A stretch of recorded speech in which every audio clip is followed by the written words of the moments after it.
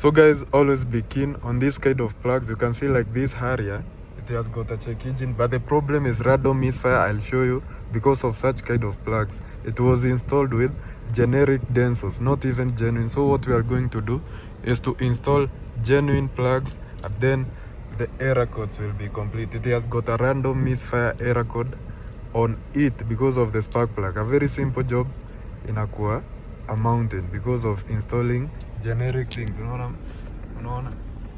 But we are going to sort it in a few. Let's get it. So guys, we found out the culprit. So after installing fake spark plugs, ilianguka, it melted, ikaanguka hapo kwa chamber, and then it caused this. You can see this valve right here. Unaona venye ilipasuka vibaya sana. You can see venye imepasuka hapo, this culprit. So compression ilikuwa inalikia hapo, na gari ilikuwa na very bad misfire. So what we are going to do, we are going to renew the valve. This is the new valve. We are going to renew. This is an 8 air engine ya hizi Toyota Harrier mpya turbocharged. So we are going to renew this valve with this one. So let's get it. Ni usiku saa 4.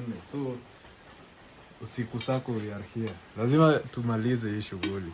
Let's get it.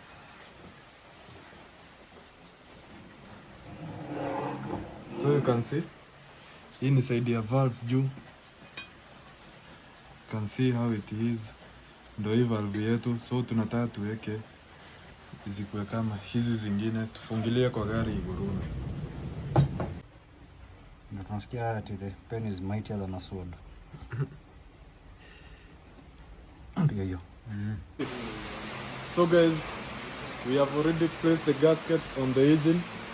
You can see.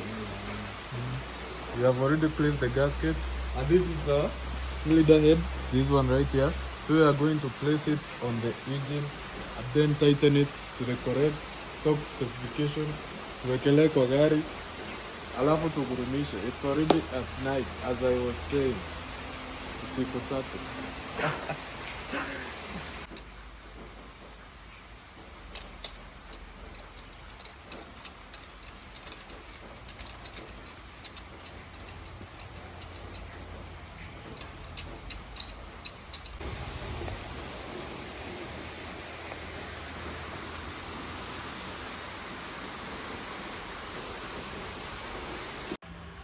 So guys, kushakucha, we have already finished repairing our vehicle, the 8 air engine that had crazy misfires because of a fake spark plug yenye ilianguka huko ndani ikapasua valve. So always avoid generic spark plugs so that it might not cost you a fortune to renew the engine. But we have not renewed the engine, we have repaired it nicely and it's running smoothly.